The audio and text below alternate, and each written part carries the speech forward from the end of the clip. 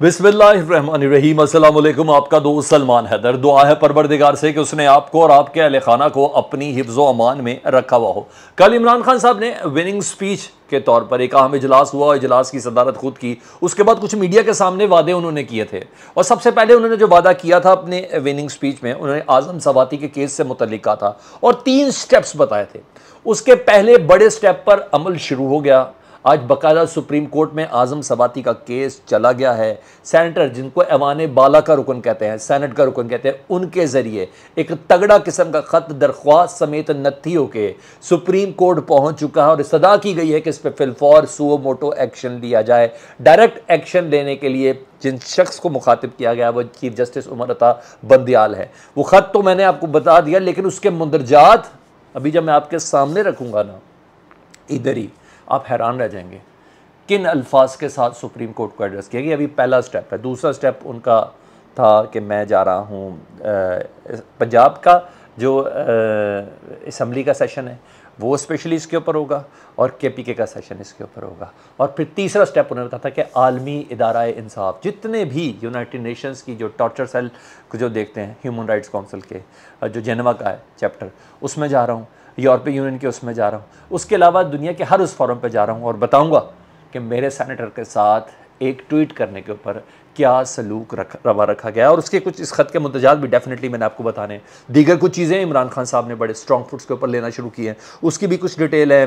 कल का एक वसीम अख्तर साहब का बयान, और उसके बाद रात गए गवर्नर हाउस में नए गवर्नर कामरान टिसोरी, जिसको कल पूरे इंटरव्यू में वसीम अख्तर साहब ऑन भी नहीं कर रहे थे सही तगड़े तरीके से। लेकिन बहरहाल उस इजलास के बाद, MQ के संगम इजलास के बाद अब क्या होने जा रहा है उसकी कुछ डिटेल्स बतानी है।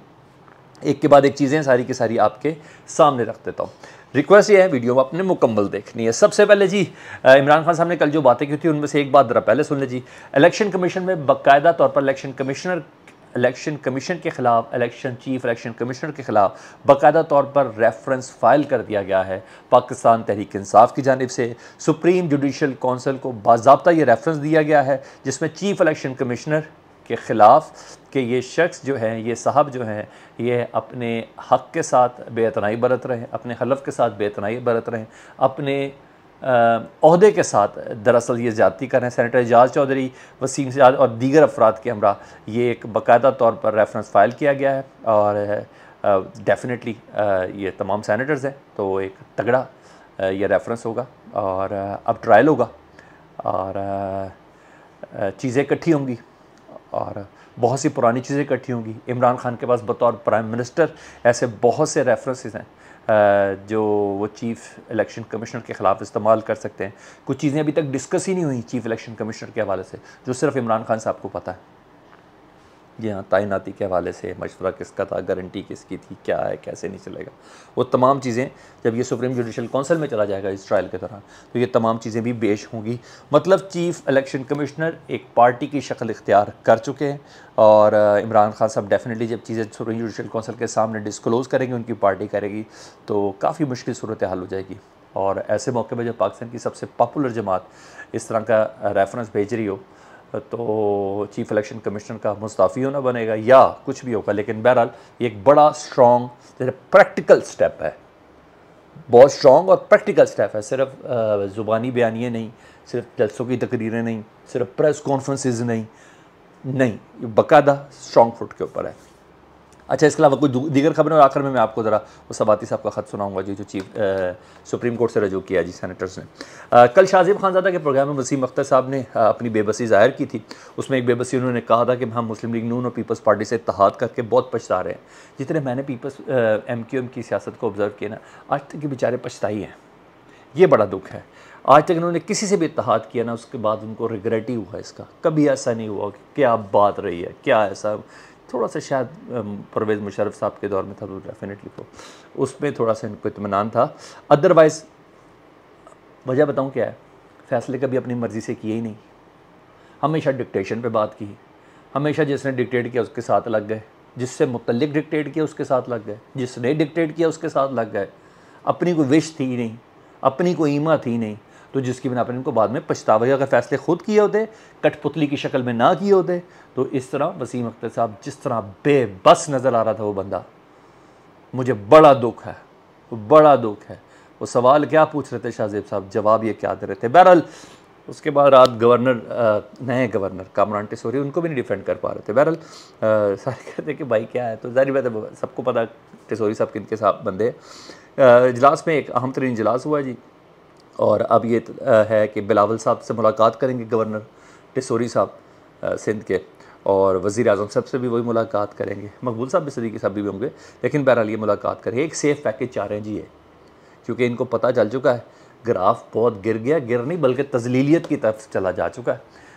कराची के अवाम ने इनके साथ मुकम्मल तौर पर बेअदनाई बरत ली है, और ऊपर से अल्ताफ़ साहब की राइट साइड से पप्पी और फिर दूसरे लेफ़्ट साइड से पप्पी 237 की, फिर मुल्तान की भी वो जो देने वाली चीज़ें ना, ये भी बहुत चीज़ों की गम्माज़ी करती हुई नज़र आ रही है। अगले इलेक्शन में इनको पता कि हम ज़ीरो हैं तो भाग दौड़ कर रहे हैं। सुना ये है कि आखिरी कार्ड भी खेलेंगे या अलहदा हो जाएंगे या कोई धमकी देंगे, ये मेरे पास इत्तलात हैं। तो बहरहाल ये पोजीशन थी। मैंने आपको बता दूं कैप्टन सफदर साहब की एक ही दिन में इतनी बड़ी सुबकी मैंने कभी तसव्वुर नहीं की थी। ये खुद बड़ा बढ़ के अपने नाम के साथ रिटायर्ड कैप्टन लगाने के बावजूद इस्टेब्लिशमेंट के ख़िलाफ़ बहुत कुछ ज़ुबान इस्तेमाल करते रहे, और हिंद को ज़ुबान में, और जिसकी बिना पर आज तक इनकी वो इज़्ज़त नहीं बन सकी। फ़ौज आमतौर पर अपने एक कुछ अपने एक सिलेक्टर या अपने एक रिक्रूटर की जो करती है फ़ौज, वो इसी वजह से नहीं बन सकी। एतजाज़ एहसन के ख़िलाफ़ उन्होंने तौहीन अदालत का केस डाला था जी, कि जी एतजाज़ ने जो ट्वीट किया और जो बयान दिया, और उसके बाद अब तो कोई इज़्ज़त ही नहीं रह जाएगी। तो इस्लामाबाद उन्होंने अपनी तरफ से अपने इदारे के साथ नमक हलाली करने की कोशिश की। Captain Safdar Islamabad high court चक के मारा, उड़ा के रख दी दरखास्त। उन्होंने कहा भाई प्लीज़ हम इन चीज़ों की तरफ तवज्जो नहीं देते, तो इसलिए आप भी ज़रा इतनी तवज्जो देने की कोशिश न करें, भाई तवज्जो दिलाने की कोशिश न करें, हमें अपना काम करने दें। ये रोज़ का काम है, रोज़ चलता रहता है, तो इसलिए प्लीज़। तो कैप्टन सफदर को बहुत पुरसकून हालत में उनको कोशिश की थी उन्होंने थोड़ा ज़िंदा होने की सियासत में, लेकिन अदालत ने ज़िंदा नहीं किया, बल्कि चुप करके बिठा दिया। तो ये चीज़ थी। और राना सनाउल्लाह साहब के उस ऐलान से पहले, और एतजाज़ हसन साहब ने अपनी इस हार का, एतजाज़ हसन कह रहा हूँ, एहसन इकबाल साहब ने और दीगर अफराद ने उस हार का ज़िम्मेदार, हर एक मुख्तलिफ़ तरीके से अपनी हार के ज़िम्मेदार ठहराए जा रहे हैं कि हमारी हार जो ज़िमनी इंतखाब में क्या हुई है। उसकी कुछ डिटेल नहीं, लेकिन पहले मैं वो ख़त बता दूँ आपको जो सुप्रीम कोर्ट में इमरान खान साहब ने बिलाखिर अपने ऐलान के मुताबिक पेश किया जी। सेनेटर आज़म सवाती के ज़ेर हिरासत ज़हनी और जिस्मानी तशद्दुद का ये मामला सुप्रीम कोर्ट पहुँची है। PTI सेनेटर्स और इमरान खान साहब ने कल की सदारत में कहा था, 3 स्टेप्स बताए थे, उसमें से ये पहला स्टेप का जिसका आगाज़ हो गया जी। और जो ख़त इरसाल किया उसका ज़रा मतन सुन लें सर, मैं उसको कॉपी पेस्ट ही कर देता हूँ जी सीधा। और वो मतन ये है,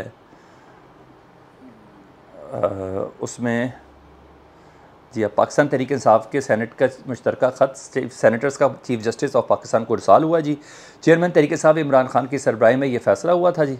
13 अक्टूबर की रात के पिछले पहर, ये ख़त का मतन है, चीफ जस्टिस के रूबरू उठाने का जो फ़ैसला किया उस ख़त तो दरख्वास्त कर ठीक है। 13 अक्टूबर की रात के पिछले पहर FIA ने सेनेटर आज़म सवाती की रिहाइशगाह पर धावा बोला। चीफ जस्टिस के नाम इस ख़त में सेनेटर आज़म सवाती की रिहाइशगाह को उथल पुथल किया गया, पोते पोतियों की चीज़ें भी हथिया ली गईं। अदालत में पेशी से कबल कई घंटों तक सेनेटर आज़म सवाती को हिरासत में रखकर तशद्दुद का निशाना बनाया गया। इस जुमले पर पूछेंगे FIA से जी आपने किया था, फिर वो बताएंगे किसने किया था। ठीक है जी। आज़म सवाती ने अदालत को खुद पर होने वाले तशद्दुद से भी आगाह किया। चीफ जस्टिस को इस खत में सेनेटर्स ने लिखा है। सेनेटर आज़म सवाती ने जिस्म के हसास हिस्सों पर किए जाने वाले शर्मनाक तशद्दुद के बारे में मौजूद अदालत को भी बताया, ये भी इसी खत के अंदर लिखा है। ऐवान बाला के रुकन यानी सेनेटर के रुकन और बुजुर्ग शहरी पर ज़ेर हिरासत तशद्दुद से अवाम में बड़े पैमाने पर हरासगी और अदम तहफ़्फ़ुज़ के जज्बात की लहर उठी है। दस्तूर पाकिस्तान इंसानी तंजीम की मुकम्मल ज़मानत फ़राहम करता है, इंसानी ताज़ीम की मुकम्मल ज़मानत फ़राहम करता है। अदालत उस्मा इंसानी हकूक़ के मुहाफ़िज़ है, चीफ जस्टिस को इस ख़त में लिखा गया है। चीफ जस्टिस इंसानी हकूक़ की बेईमाना खिलाफ वर्जी के इस मामले का मुफाद आमा के पहलू से फ़ौरी नोटिस लें। आइन के आर्टिकल 184/3 के तहत मौजूद अदालत मामले पर खुद नोटिस ले। इमरान खान साहब ने अपने वादे को लेकर सुप्रीम कोर्ट पहुंच चुके हो, वाजिब है सुप्रीम कोर्ट के ऊपर इस ख़त का जवाब देना। ये ख़त इतना, इसके मंदरजात इतने ज़बरदस्त किस्म के हैं कि FIA के अफसरान रेड से लेके बीच में जो गायब हुआ है, जहनी जिस्मानी टॉर्चर, नाजुक अज़ा के ऊपर नंगा करना, ये तमाम चीज़ों वो कौन कर रहा है? जी हाँ, वो तमाम के तमाम अफराद, वो तमाम के तमाम इदारे वो तमाम की तमाम चीज़ें जिस पे इमरान खान साहब कहते हैं एजेंसियाँ भी बीच में उनको उठा के लेगी, वो तमाम की तमाम सामने आ जाएंगी। तो मैंने कहा कि मैं आपको ये ख़त बता दूँ। अब आ जाऊँ जी, कल राना सनाउल्लाह साहब ने ना शाहज़ेब की प्रोग्राम में ना, शाहज़ेब खानज़ादा साहब के प्रोग्राम में ज़िमनी इंतखाब के हवाले से कह रहे थे कि एक्चुअली हमारी बिजली बहुत महंगी होगी, हम आवाम को रिलीफ नहीं दे सके, इसलिए हमारी शिकस्त की वजह बनी। ये फटे हुए बीच में सर, ये बिल्कुल फटे हुए हैं, मुझे ये समझ नहीं आ रही।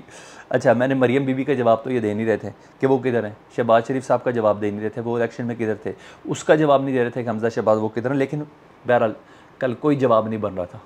आज कुछ और चीज़ हुई है। आज एहसन इकबाल साहब जी वज़ीर प्लानिंग है पाकिस्तान के, उनकी प्लानिंग ये थी, वो कह रहे हैं कि हम सब सैलाब के अंदर बिज़ी थे मुतासरीन को रिलीफ देने में, इसलिए हम लोग ये इलेक्शन हारे हैं। असल वजह नहीं बता रहे ये लोग। असल वजह क्या थी कि इलेक्शन से भागना चाह रहे थे और भागने की मुकम्मल इन्होंने प्लानिंग की हुई थी। और ना सिर्फ प्लानिंग की थी बल्कि यूँ कहने कि डंकी लगाना चाह रहे थे, बीच का कोई रास्ता निकालना चाह रहे थे कि किसी तरह हो जाए अंदर से। ये मैंने बोला कि सब तकसीम है। सिर्फ आबिद शेर अली की मैं आपको मिसालें दे दूँ कि आबिद शेर अली ने एक तो कंजूसी का मुजाहरा किया, 5 साल लंदन में रहे। लोग मकामी वोटर, स्पेशली औरत वोटर बताऊँ क्या कहती है, जो बंदा अपनी बीवी के जनाजे पे ना आया हो, हालांकि कोई केस नहीं, कोई मुकदमा नहीं, सिर्फ इन्जॉय की सारी आपने चीज़ें देखी हैं। जिस वक्त बीवी मारती जहांगीर तरीन के घर के बाहर से रिपोर्ट कर रहे थे, होटल रेस्टोरेंट में गाली ख्वारियाँ सब आपने सब चीज़ें देखी हुई, इनकी गंदी गंदी ज़ुबानें भी आपने देखी। तो कहें जो शख्स 5 साल अपनी बीवी के जनाजे पे ना आया हो, उधर रहते हुए बीवी की फौत हो गई हो, ज़िंदगी भर के साथी, उस शख्स को वोट देना है। तो मुझे सिर्फ ये बता दे कि मरियम बीबी सैलाब ज़दगान के बीच में, अच्छा मुझे बताया हमजा शहबाज सैलाब ज़दगान के बीच में। अच्छा जी, एहसन इकबाल ने एक रात सैलाब ज़दगान के साथ गुजारी है। सारे ये झूठ ही बोली जाते हैं इतना, बीच की राह निकली नहीं इनकी जिसकी इनकी उम्मीद थी। अब देखिएगा ये जिनसे उम्मीद थी ये अब उनके खिलाफ जुबान निकालेंगे, ये भी मैं आपको बता दूं, ये छोटी चीज़ नहीं है। अभी देखिएगा, लेट्स सी, मैं भी आप देख रहा हूँ और आप भी इधर देख रहे हैं कि इन्होंने ये सब उस तरफ लेके चलना है। बहरहाल ये अपडेट्स थी, मैंने कहा मैं सारी की सारी आपके सामने आगाह कर दूँ। फीडबैक से मुतल्लिक आगाह कीजिएगा। अपना बहुत ज़्यादा ख्याल रखें। अल्लाहुम्मा सल्ली अला मुहम्मदिन व आले मुहम्मद।